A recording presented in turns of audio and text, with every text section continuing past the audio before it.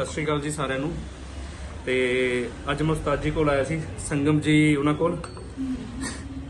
ਤੇ ਇਹਨਾਂ ਕੋਲ ਮੈਂ ਪਿਛਲੇ 3 ਸਾਲਾਂ ਕੋਲੋਂ ਤਬਲੇ ਬਣਵਾ ਰਿਹਾ। ਤੇ ਅੱਜ ਮੈਂ ਡੱਗਾ ਬਣਵਾਇਆ ਤੇ ਚੱਟੂ ਬਣਵਾਇਆ। ਇੰਨਾ ਮਿੱਠਾ ਬੋਲ ਰਿਹਾ, ਤੁਸੀਂ ਸੁਣ ਸਕਦੇ ਹੋ। ਸੁਣੋ, ਇੰਨਾ ਸ਼ਾਰਪ, ਇੰਨਾ ਪਿਆਰਾ ਚੱਟੂ, बहुत आनंद आया। तो थैंक यू उस्ताद जी। तो भाई साहब